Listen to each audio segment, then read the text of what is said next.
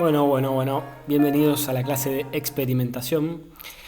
En el día de hoy vamos a ver tres cosas. Primero, relevancia, por qué es importante experimentar, de dónde surgió toda esta idea. Segundo, ejemplos y tips copados para la sección de experimentación del TP. Y por último, Python y herramientas para generar gráficos y cosas que pueden ser bastante útiles para el TP, pero que no son obligatorias y por eso está en gris. Eso va a estar en otro video donde van a poder aprender un poco de eso y chusmear si les sirve o no para el TP, porque en realidad si quisieran podrían hacer con Excel o con lo que ustedes quieran, los gráficos y demás. Bien, relevancia, lo primero que vamos a ver. Para esto voy a contar una historia muy cortita. ¿Sí? Este es Aristóteles, es un filósofo que vivía en la antigua Grecia y le gustaba juntarse con sus compañeros filósofos a debatir en la plaza. Discutían cosas como qué es la verdad, qué es Dios, si existe Dios, qué es el amor. Y en particular también debatían cosas como el movimiento de los cuerpos y cómo esto funcionaba. Aristóteles pensaba que los cuerpos más pesados caían más rápido a la Tierra. Después de esto pasó mucho tiempo, como 1500 años, y apareció este tipo, que es Galileo. Galileo era un italiano que era astrónomo y también le interesaba entender el movimiento de los cuerpos y qué leyes regían a los mismos. Por eso un día se subió a la torre de Pisa, agarró dos objetos y los tiró. Y esto es lo que pasó. Fueron cayendo, pero lo que se observaba era que caían a la misma velocidad. O sea que Aristóteles estaba confundido y Galileo había demostrado experimentalmente que los objetos caían a la misma velocidad a la Tierra. Moraleja, el método que utilizaba Aristóteles consistía en observar cosas, cuestionarlas y formular hipótesis al respecto. Formular una hipótesis, algo más o menos razonable, una posible explicación para este fenómeno de que los objetos caigan a la Tierra. En particular pensaba que caían a velocidad mayor cuando eran más pesados, pero no contrastaba esa hipótesis, esa suposición, con experimentos, ¿sí? No lo comprobaba empíricamente. Por otro lado, Galileo hizo como un método 2.0, que hoy en día llamamos método científico, que consiste en agregarle este pasito de experimentar, de comprobar experimentalmente, ¿sí?, que esa hipótesis era cierta o falsa, ¿no? En general se trata de falsear la hipótesis, es decir, demostrar que no sucede eso. Pero bueno, es como un método científico, este es superador en ese sentido. Entonces, ¿qué es lo que nos tenemos que llevar de esta historia? Primero, no es 100% cierta. Tiene algunas inexactitudes históricas que después podemos debatir. Pero lo importante es que no sean Aristóteles, que entiendan el problema, discútanlo en la plaza cuando pase la cuarentena, va a estar todo bien, pero muestren empíricamente las complejidades. Ustedes van a hacer una deducción teórica sobre las complejidades y van a hacer explicaciones teóricas de por qué un algoritmo puede ser bueno o malo en ciertos contextos. Pero después demuéstrenlo empíricamente. Armen experimentos con instancias donde sus algoritmos sean malos, donde sus algoritmos sean buenos, para constatar que efectivamente suceden esas cosas que ustedes, como de palabra o pensando, piensan que son ciertas, ¿sí? Un curiosidad es que Eratóstenes, porque si no parece que los griegos eran unos boludos. No, los griegos también hacían experimentos y en particular Eratóstenes era un chavo muy muy grosso que antes de Cristo pudo medir con bastante exactitud el radio de la Tierra. Así que pueden googlear, no quiero hacer quedar mal a los antiguos griegos. Seguimos para que no se tengan que fumar un video muy largo. Ahora sí, vamos a lo que nos truje. Ejemplos y tips de DP. Bien, ¿cómo es un típico experimento que va a estar en la sección de experimentos? Va a tener más o menos tres partes. Primero, vamos a explicar el razonamiento o la hipótesis o el efecto que estamos tratando de estudiar o que queremos generar para comprender mejor el problema. Por ejemplo, una causalidad. Si uso este tipo de instancias, entonces me parece que va a pasar esto por tal cosa, ¿sí? ¿Por qué pensamos que va a crecer el tiempo de duración de mi algoritmo o el tiempo que va a tardar en correr mi algoritmo cuando use cierto tipo de instancias? Justificar un poco eso. Después, explicar cómo está diseñado ese experimento. Las instancias esas, ¿cómo las generé? Una cosa es pensar cómo son y otra cosa es cómo generarlas. Instanciar exactamente cuántos productos va a haber, qué resistencia va a tener, qué pesos va a tener en el caso de los jumbo tubos. También es importante entender qué algoritmos vamos a comparar en el experimento y pueden llegar a tener parámetros estos algoritmos. Entonces también explicar qué parámetros elegimos para correr nuestros experimentos. Ahora vamos a andar un poco más en detalle de esto. Piensen que otra persona, leyendo su informe, tendría que poder reproducir su experimento incluso si no tiene el código. O sea, tiene que estar bastante bien explicado cómo es el experimento. Y después finalmente van a tener que explicar los resultados. Seguramente van a mostrar gráficos, van a mostrar tablas, van a explicarnos qué son esos gráficos, cuál es el contenido que tienen, porque nosotros obviamente no entendemos bien qué son.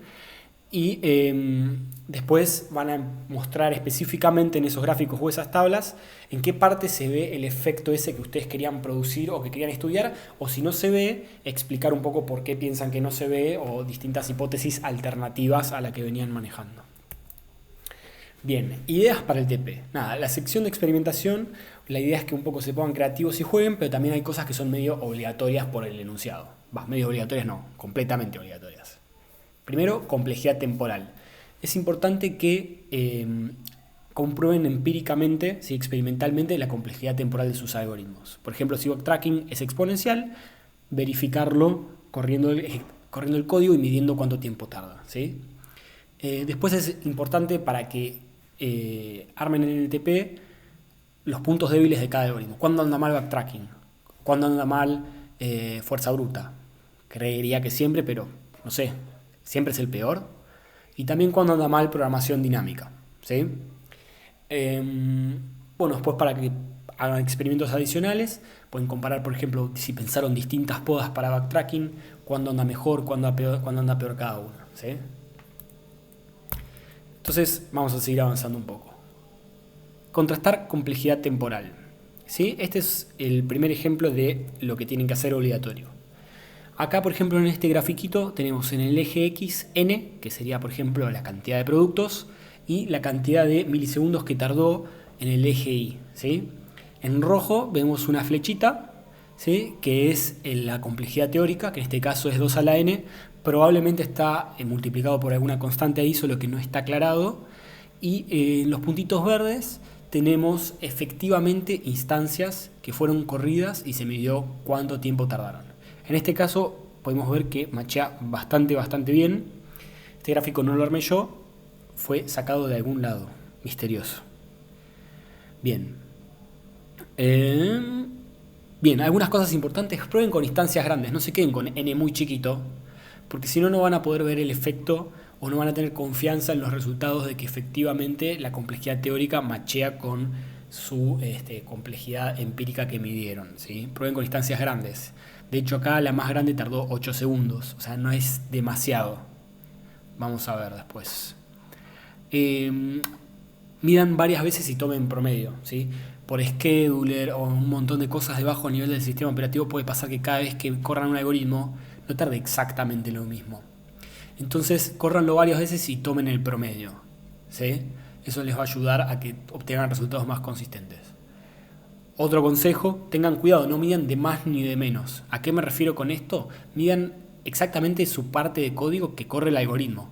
No midan lectura, no midan escritura, no midan otras cosas, porque si no va a tardar más.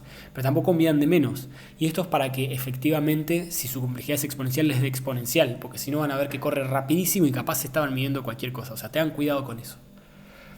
Finalmente, otra cosa que puede ser relevante acá es que tenemos algoritmos que dependen de más de un parámetro, no solo de n o la cantidad de elementos. Entonces, ¿qué hacemos en ese caso? ¿Cómo mostramos complejidad temporal?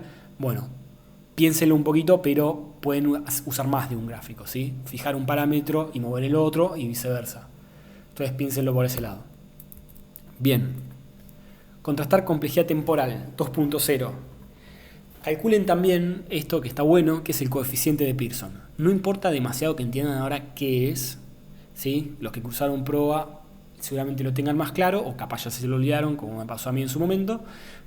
Pero lo único que importa es que es un número que calcula la correlación lineal, ¿sí? Entre dos observaciones. En criollo no importa. Lo que importa es que van a tener pares de numeritos. Esos pares, esas tuplas van a tener en el primer lugar la complejidad teórica del algoritmo. Puede ser 2 a la n, por ejemplo, si era backtracking. Si no es necesario que tenga la constante multiplicativa ahí. Puede ser 2 a la n, pelado.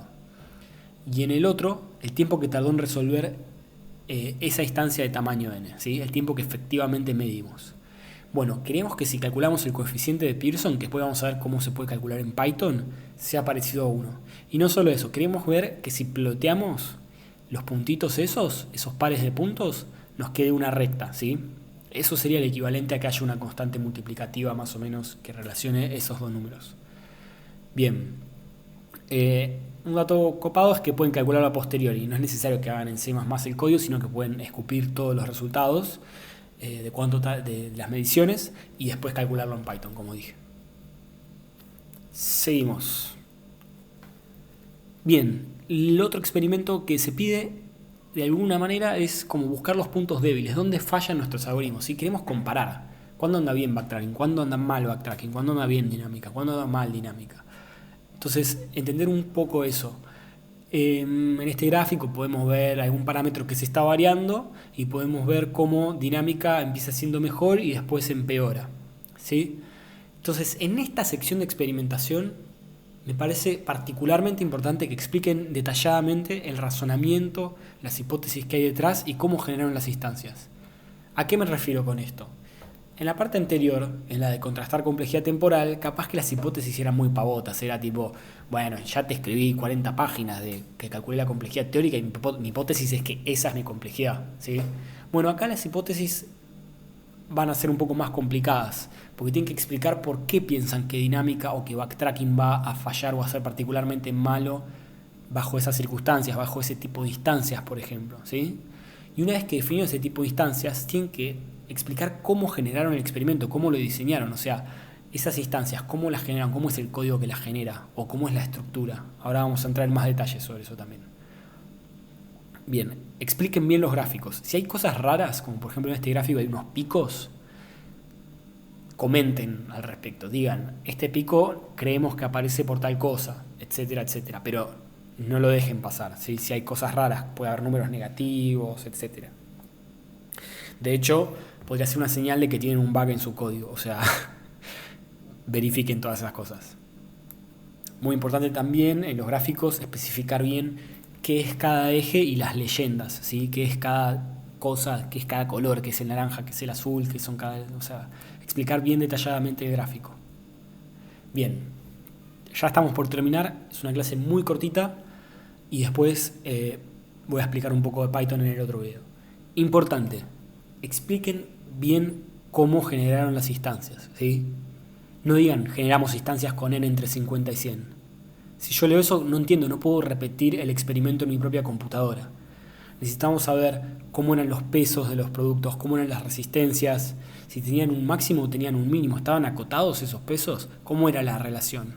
Capaz que la resistencia era el doble del peso, no sé, a cosas de ese estilo que pueden haber pensado para tratar de romper sus algoritmos, ¿sí? O de calcular la complejidad temporal. ¿Cuántos elementos había? ¿Venían ordenados los elementos? ¿Tenían algún orden particular, de mayor a menor, o otro orden especial que hayan pensado? ¿Cuál era la capacidad de Jambo tubo? ¿Sí? ¿La capacidad está relacionada con la cantidad de elementos o algo? O sea, piensen todas esas cosas y expliquen bien detalladamente cómo diseñaron su experimento. Y otra cosa importante, expliquen bien cuál es la hipótesis del razonamiento. Más allá de explicar bien cómo generaron instancias y demás, no expliquen la generación de instancias y tiren el gráfico por la cabeza de una. Expliquen cómo fue su razonamiento para llegar a ese tipo de instancias. ¿Por qué piensan que el punto débil puede ir por ese lado? ¿Dónde salió esa hipótesis, esa suposición que ustedes quieren comprobar? ¿Qué efecto piensan que se va a producir con el experimento que diseñaron? Piensen bien esas cosas, ¿sí? Acá hay más texto abajo que después pueden leer y descargarse las slides para que les quede, pero no es demasiado relevante ahora para el video. Finalmente, miren el TP ejemplo de Gonza. Está muy bueno el TP, tiene un montón de código súper útil en Python, en C++. Tiene específicamente funciones que ustedes pueden como copiar y pegar para medir cuánto tiempo tardan en correr sus algoritmos. También tiene ejemplos de cómo leer entrada, cómo escupir salida, un montón de cosas que son súper prácticas si no las entendieron bien aún y que además les puede hacer ahorrar tiempo de codear, porque literalmente algunas cosas pueden hacer copy-paste. Así que no mucho más que eso para la parte de experimentación. Cualquier consulta pueden subir al campus. Ahora voy a armar otro video para explicar un poco más de instancias, gráficos y Python y cómo esto puede ser una herramienta auxiliar copada para que ustedes usen en el TP. Adiós.